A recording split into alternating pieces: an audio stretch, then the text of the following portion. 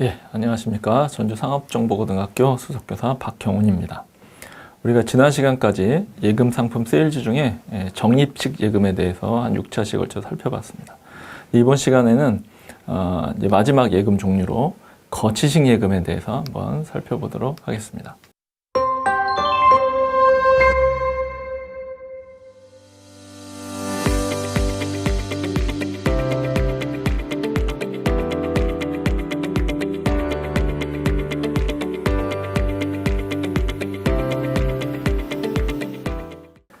자, 거치식 예금 하면 그 거치 그러면 어떤 말이 가장 먼저 떠오르시나요?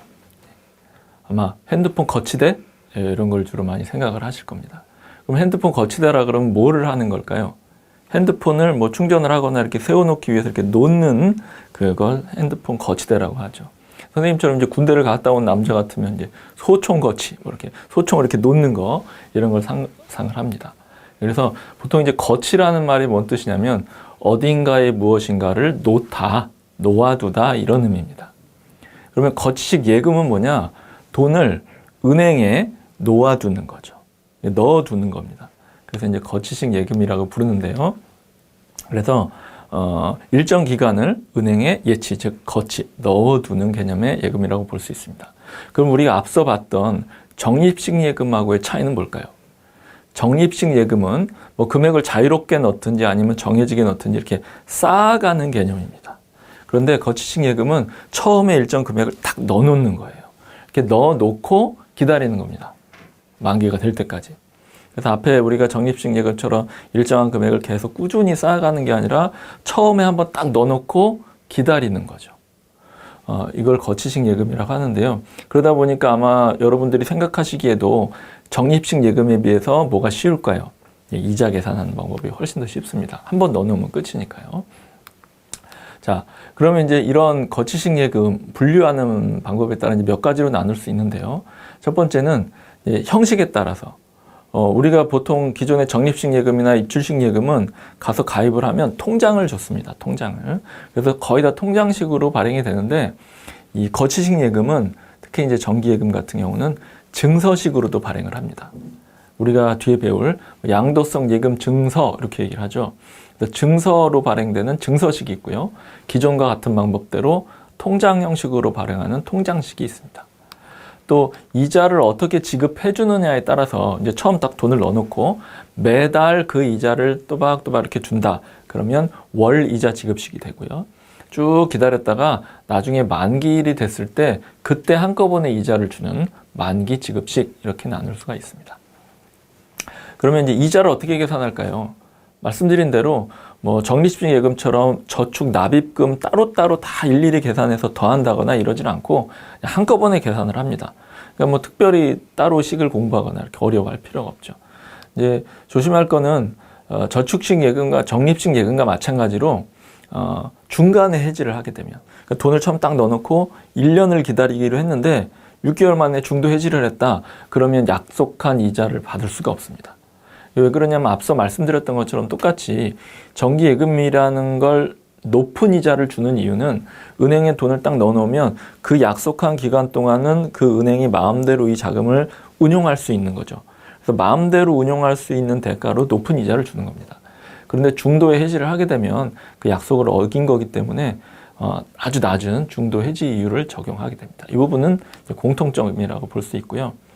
또 예치를 딱 해놓고 예를 들면 1년 계약을 했다. 그럼 1년이 지나는 순간부터 이자율은 어떻게 적용되느냐.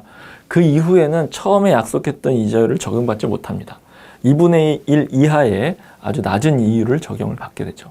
그래서 그런 경우를 대비해서 이게 자동적으로 만기가 딱 되면 다시 예치가 되도록 하는 그 재예치 제도가 있습니다. 이런 것들을 활용하는 것들이 예금자 입장에서는 좀 유리하죠. 그럼 이런 거치식 예금은 대표 선수가 누굴까요? 적립식 예금의 대표 선수는 정기적금이었습니다. 그러면 거치식 예금의 대표 선수는 정기예금이라고 볼 수 있습니다. 그래서 대표 선수고요. 각자 입장에서 보면 은행 입장에서는 앞서 말씀드렸던 대로 고객이 돈 달라 하는 청구의 부담 없이 그 기간 동안은 자유롭게 운영을 할 수 있기 때문에 그래서 고객 입장에서 봤을 때는 다른 예금보다 높은 이자율을 적용받을 수 있는 그런 유리한 상황에 놓이게 됩니다. 그 이외에 적립식 예금과 마찬가지로 특별한 이벤트 형식으로 좀 높은 이자율을 제공해주는 특판 정기 예금이 있습니다. 그래서 다른 정기 예금에 플러스 특별 금리를 더 적용해주는 상품이 있죠. 그래서 뭐 몇 월 며칠부터 몇 월 며칠까지 이렇게 기간을 정하기도 하고요. 뭐 예를 들면 100억, 200억 이렇게 납입할 수 있는 금액을 정해놓고 그게 넘어가면 이제 끝나는 그런 특판 정기 예금도 있습니다. 세 번째는 이제 실세 금리 연동, 좀 쉬운 말로 이제 회전식 정기 예금이라고 하는데요. 이제 정기 예금을 회전을 하는데 뭘 회전시키냐면 특정한 기간을 정해놓고 그 기간이 되면 금리를 바꿉니다. 금리를 이제 조금씩 이렇게 회전시켜가면서 다르게 적용을 하는 겁니다. 그래서 예를 들면 뭐 1개월 단위로도 할 수 있고요. 6개월, 3개월 이렇게 할 수 있는데 6개월로 정했다. 그러면 이 6개월마다 금리가 변하는 겁니다. 또 다음 6개월에 또 금리가 변하고. 그래서 복리로 운영이 되는데요. 그러다 보니까 금리가 상승할 때 유리하겠죠. 변하니까. 하락할 땐 불리하고요. 그래서 금리가 어떤 방향으로 이동하는지 그 방향성을 아는 것이 중요합니다. 다음은 네 번째는 주가지수 정기예금이라고 하는데요. 정기예금에다가 주가지수 옵션이라는 파생 상품을 더한 겁니다. 그러니까 우리가 보통 정기예금은 정해진 이자를 주지만 난 이거 갖고는 좀 만족할 수가 없다. 조금 좀 수익을 좀 더 얻고 싶다. 그래서 파생 상품인 주가지수 옵션을 이제 플러스를 한 건데요. 어떤 식으로 운영이 되냐면 정기예금에 대한 이자를 이렇게 따로 떼서 그 이자만 주가지수 옵션에 투자를 하는 겁니다. 아니면 그거로 좀 부족하다 그러면 원금의 일부를 조금 떼가지고 주가지수 옵션 같은 파생 상품에 투자를 하는 거죠. 그럼 거기서 수익이 좀 더 날 수 있는 거죠. 손실을 물론 볼 수도 있지만. 그래서 이렇게 나는 원금이 보장되는 건 좋지만 정기예금 이자는 너무 작아. 그럼 살짝 모험을 좀 해볼까? 이런 성향을 가진 고객한테 적합하겠죠. 그래서 원금 플러스 알파의 수익을 추구하는 투자형 예금 상품이라고 할 수 있습니다. 그래서 종류를 보시면 이제 ELD, ELS, ELF 이렇게 세 가지를 제가 적어놨는데요. EL이 다 똑같습니다. Equity Linked라는 뜻이에요. Equity가 주가 지수 이런 뜻이거든요. Linked, 연결돼 있다. 그래서 주가 지수와 연계돼 있다 이런 뜻입니다.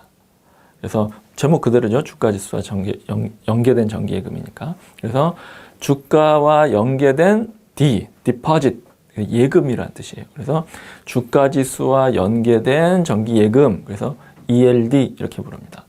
그래서 ELD는 이제 은행에서 취급하는 주가 지수와 연계된 상품이고요. 제가 비교하기 위해서 옆에 ELS, ELF도 적어놨는데요. ELS는 뭐냐면 Equity Linked Security. 그래서 증권을 얘기합니다. 그래서 주가지수 연계 증권 이렇게 얘기하는데요. 이건 이제 은행이 아니라 증권사에서 취급하는 상품입니다. 또 ELF는 Equity Linked Fund. 그래서 주가지수와 연계한 펀드를 얘기합니다. 그래서 이거는 자산운용사 같은 펀드 회사에서 운영하는 상품이죠. 그래서 앞서 말씀드린 ELD와 ELS, ELF는 좀 다른 성격의 상품입니다. 그래서 비교하기 위해서 제가 제시를 해드렸고요. 주가지수 정기예금은 ELD 이렇게 이해를 하시면 됩니다. 그래서 은행의 예금이다. 그래서 뒤에 보시겠지만 요거는 예금자 보호 대상이 됩니다. ELS나 ELF는 아니지만요. 자, 그러면 이제 다섯 번째로 많이 들어보셨을 겁니다.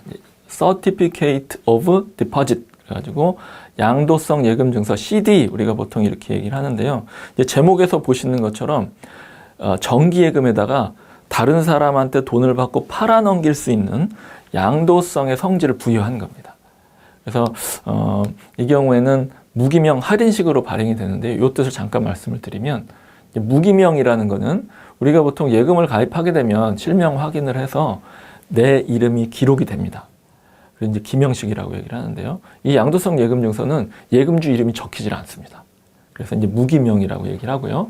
그리고 할인식은 예를 들어서 그 양도성 예금 증서 표면에 10,000원 이렇게 적혀 있으면 이 양도성 예금 증서는 만기일에 가서 은행에 가져가면 10,000원을 돌려받을 수 있는 권리가 있는 거거든요. 근데 은행이 이 양도성 예금 증서를 고객한테 10,000원짜리를 줄 때 10,000원을 다 받지 않고 예를 들면 9,000원만 받는 겁니다. 그러면 그 1,000원을 이자라고 생각을 하는 거죠.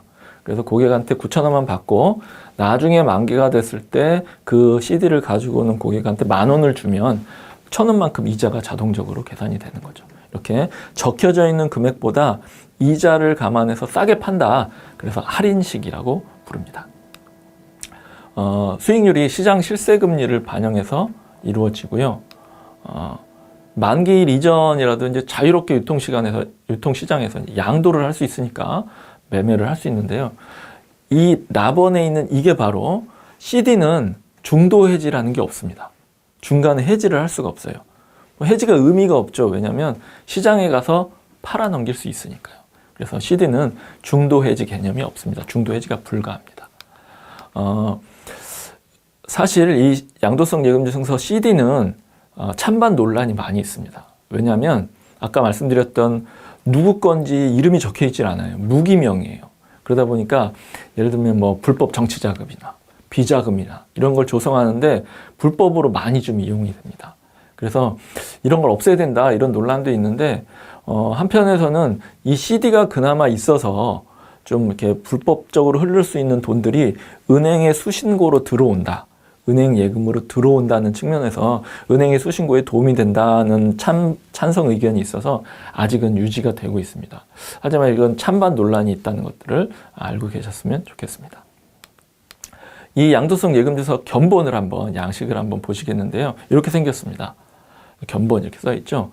이 위쪽에 보시면 무기명식이라고 딱 이렇게 제시가 되어 있습니다. 누구 건지를 알 수가 없어요. 그래서 이제 이런 측면 때문에 검은 돈이라든지 이렇게 범죄라든지 이런 데 이용되기도 하는 측면이 있는 겁니다. 그리고 이제 견본이라고 써 있는 이쪽에 이제 금액이 적히는데요. 이 금액이 바로 만기에 가져가면 받을 수 있는 금액을 얘기합니다. 그 밑에도 한번 잠깐 보실까요?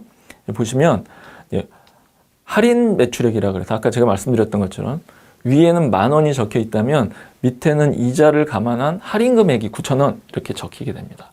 그럼 그걸 보시면 원래는 9,000원에 발행된 거지만 가져가면 10,000원을 받을 수 있다는 것을 보시면 아실 수가 있죠. 그리고 이제 아래쪽에 이 증서를 가지고 오면 내가 이 10,000원을 주겠다라는 약속의 문구가 즉 누가 하는 얘기일까요? 은행이 하는 얘기죠. 이게 적혀 있습니다. 그래서 우리가 보통 평상시에 보는 통장하고는 좀 모양이 많이 다르죠. 이걸 양도성 예금 증서라고 합니다. 6번째는 이제 표지어음이라는 게 있는데요. 은행이 어음을 가지고 있는 경우가 많이 있습니다. 여러분 이제 회계원리 시간에 배우셨던 걸 한번 생각을 해보면 거래를 하고 거래처로부터 약속어음이나 환어음을 받으면 차변에 받으러음 이렇게 계정 과목에 해서 적어 놓습니다. 그래서 이제 그 어음을 가지고 있다가 만기일이 되면 거래처에 가서 이제 현금으로 바꿀 수 있는데 갑자기 현금이 필요할 때 어떻게 했죠? 은행을 찾아가서 이자를 제하고 현금으로 바꿉니다. 이걸 뭐라고 했을까요? 어음의 할인 이렇게 얘기를 했습니다. 이렇게 상거래를 하는 사람들이 어음을 은행 가서 할인을 하게 되면 은행에 당연히 그런 어음들이 보관이 되겠죠. 그래서 은행이 가지고 있는 이 어음이나 매출 채권을 근거로 해서 표지를 하나 씌운다고 생각하시면 됩니다. 그래서 여러 금액에 있는 어음을 합쳐서 표지를 딱 씌워가지고 일정한 금액의 금융상품을 만들어내는 겁니다. 이것이 표지어음이라고 합니다. 다음은 환매 조건부 채권이라는 게 있는데요. 은행이 어음 말고 다양한 종류의 채권을 가지고 있기도 합니다. 그럼 이 채권을 이제 고객한테 다시 팔아 넘기는데 어떻게 팔아 넘기느냐? 조건부, 조건을 붙입니다. 뭐라고 하냐면 내가 당신한테 채권을 파는데 언제 얼마에 이걸 다시 사주겠습니다 라는 약속을 붙이는 거죠. 이것을 환매 조건부 채권 이렇게 얘기합니다. 줄여서 Repurchase Agreement, 줄여서 RP 이렇게 보통 부릅니다. 이상으로 오늘은 거치식 예금에 대해서 살펴봤고요. 다음 시간에는 예금 상품 세일즈 이제 마지막 차시가 될 것 같은데요. 그 예금을 하게 되면 거기서 얻는 소득에 대해서 세금을 내야 됩니다. 그래서 금융소득 종합과세라는 제도를 한번 살펴보고요. 방금 보셨던 CD를 등록해서 그러니까 실물을 갖지 않고 등록해서 발행하는 제도가 있어요. 이 제도를 한번 살펴보고요. 최종적으로 거치식 예금도 어떻게 개설하는지 그 절차를 짧게 살펴보고 마무리하겠습니다. 예, 수고하셨습니다.